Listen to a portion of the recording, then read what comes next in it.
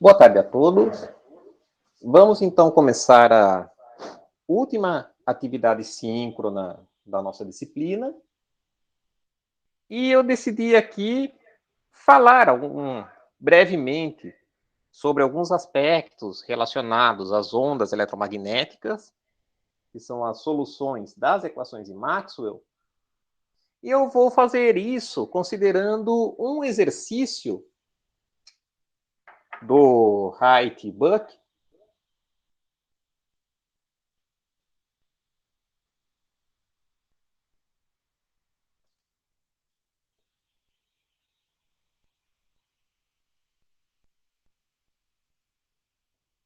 que é... A tinta da minha caneta está um pouco ressecada.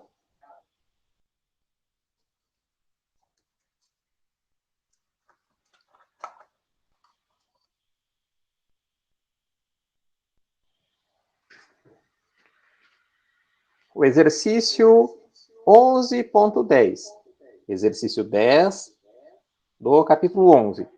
Que, na verdade, ele fala que temos um meio caracterizado por uma impedância intrínseca complexa, dada por módulo de eta multiplicado pela exponencial de uma fase, ou seja, e elevado a i θ.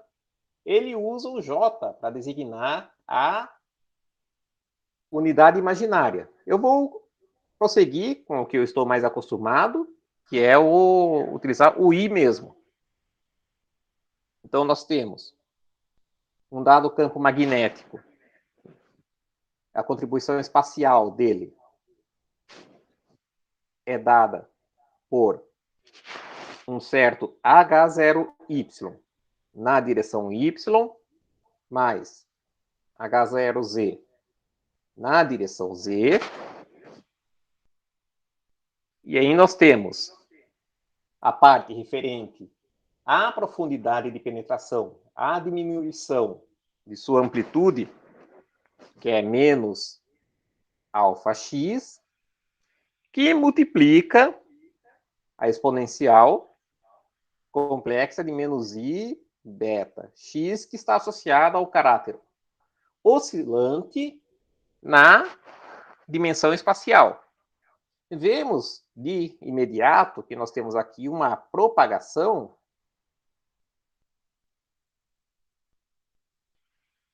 ao longo da direção x.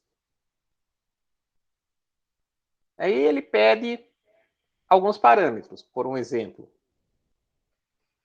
o item A. Nós devemos encontrar o campo elétrico. Na verdade, a parte espacial do campo elétrico, que ele designa como ES.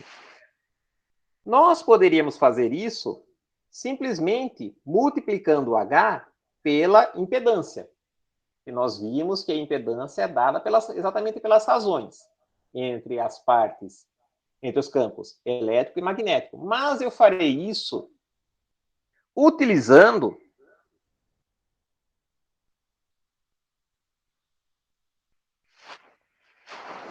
a equação de Maxwell, que o rotacional de Hs é dado por I ômega ES. Sendo que, como nós vimos ao lidar com ondas eletromagnéticas, que o nabla corresponde a uma multiplicação por IK.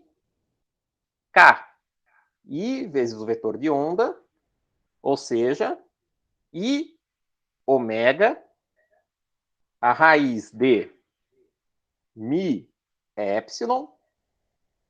E no caso, nós sabemos que a propagação se dá ao longo da direção x, então o K estará na direção x. Sendo assim, vamos fazer o produto vetorial, o rotacional de Hs será igual a multiplicar I ômega raiz de mi epsilon x vetorialmente pelo nosso HS. H0y. Y mais H0z. Z e a menos alfa x e a menos i beta x.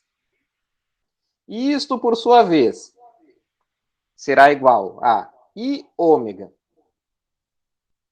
raiz de mi epsilon. Nós temos que x, produto vetorial com y, nos fornece z. Então, teremos H0y z. X, produto vetorial com z, é menos y. Então, teremos menos H0z y. E escrevemos as exponenciais.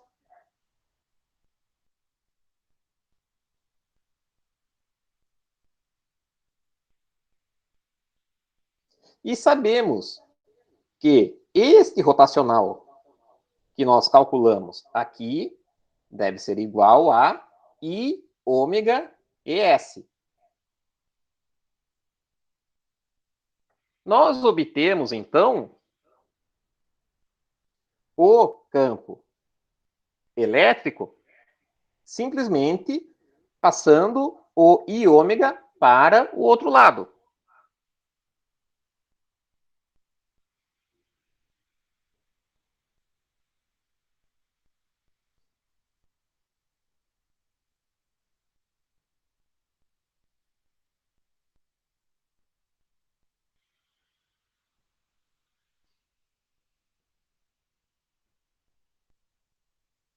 Deixa eu ver, é isso aqui mesmo.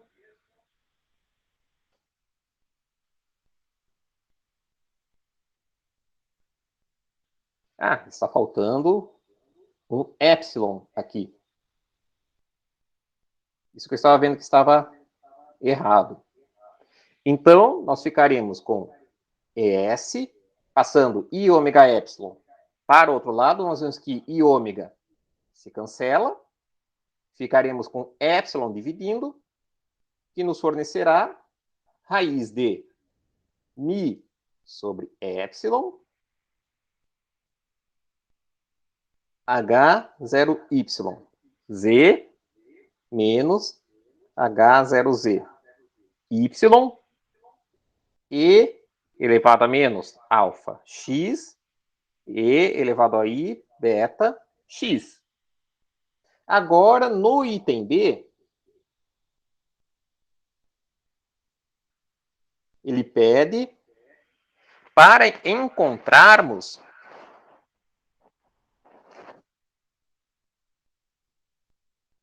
segundo a notação dele, o campo elétrico dependendo de x e t. Ou seja, vamos introduzir a parte temporal também no campo elétrico. Eu vou escrever aqui como sendo um vetor, nosso epsilon de x e t, que é simplesmente a parte real do ES de x e t. Onde nós sabemos que, como estamos tratando de ondas eletromagnéticas, a parte temporal será uma exponencial imaginária da frequência. Então, eu terei aqui a raiz de mi sobre epsilon, que multiplica H0y, z menos H0z, y, e elevado a menos alfa x, e elevado a i, temos o beta x, e também teremos a exponencial temporal de menos ou de i ômega t. Então, eu colocarei aqui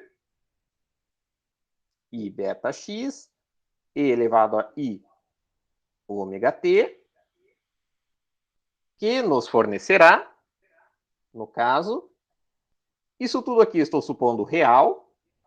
Então, colocarei para fora das chaves. Temos H0Y.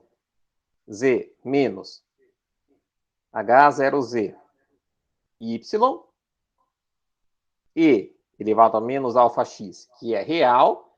Aí nós temos aqui, podemos unir esses dois argumentos das exponenciais. Temos I beta x mais I ômega t. Então, teremos E elevado a I beta x mais ômega t. Isso corresponde a cosseno de beta x mais ômega t mais I seno de beta x mais ômega t.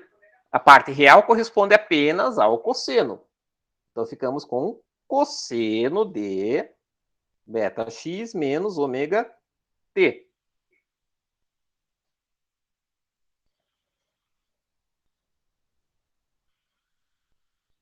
E temos um sinal negativo aqui.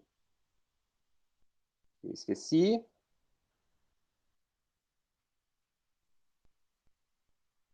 E agora, no item C,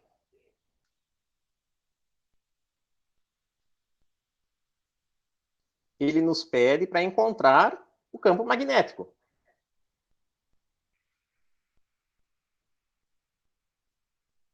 Eu estou usando aqui a notação do Reit-Buck. E isso nos fornecerá a mesma coisa. O campo magnético dx e t vai ser igual à parte real de hs dx e t, ou seja, só pegar esse hs que ele nos forneceu, multiplicar por e elevado a i ômega t, tirar a parte real, que nos fornecerá H0y. Y mais H0z. Z e elevado a menos alfa x cosseno de beta x menos ômega t. Note que, se nós considerarmos aqui o nosso sistema retangular, colocarei o x saindo do plano da folha.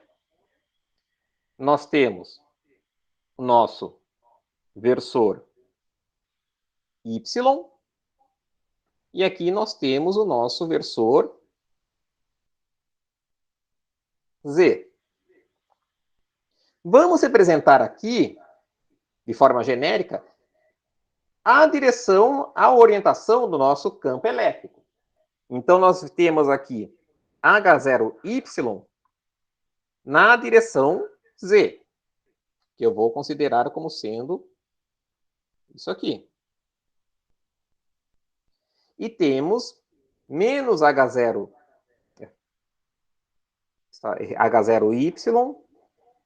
na direção z, menos H0z na direção y. Vamos fazer este comprimento aqui. Então, supondo, claro, que tanto H0y quanto H0z são positivos, este será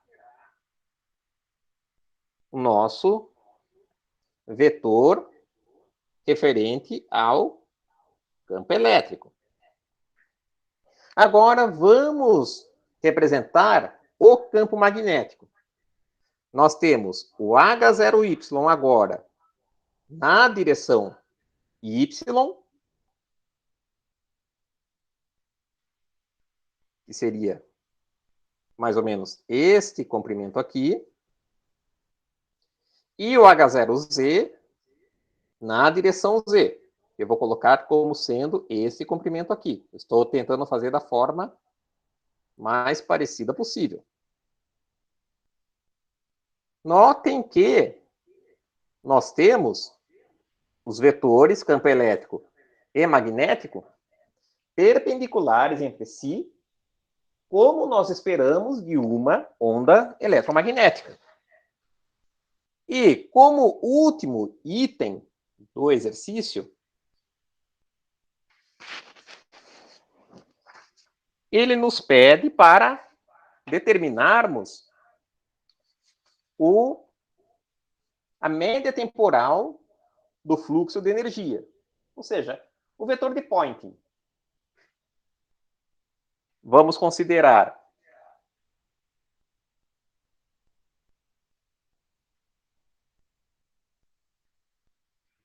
então, que nós temos aqui, o vetor de Poynting é dado por 1 sobre 2, parte real. Quando lidamos com campos complexos de ES, produto vetorial, com HS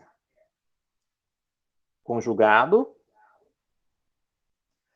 utilizando as nossas definições, nós teremos que ES, vetor, HS, conjugado. Esse cálculo é elementar de ser feito. Nós ficaremos com menos a raiz de μ sobre epsilon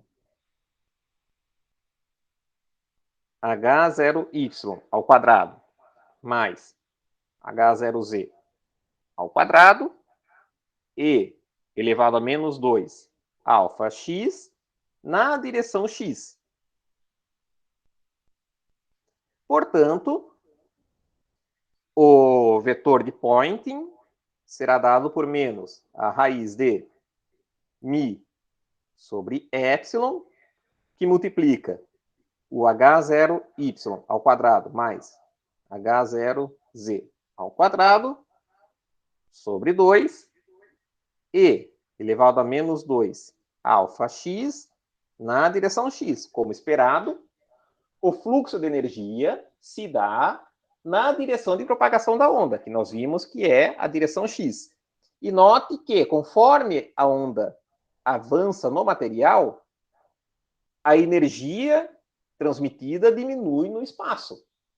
Ou seja, nós temos um decaimento da onda conforme ela avança neste material. Era só isso que eu tinha planejado para falar com vocês. Depois de amanhã, nós teremos a nossa última avaliação, embora eu recomendo que todos vocês façam. Quem já passou não precisa fazer, a não ser que queira aumentar a nota. Eu não retiro nota de ninguém, vocês podem fazer. Caso a nota dessa avaliação seja menor do que alguma outra que vocês fizeram, eu considero a nota maior, não tem problema algum. E se cuidem, tenham uma boa semana, não se esqueçam que ainda estamos em uma pandemia.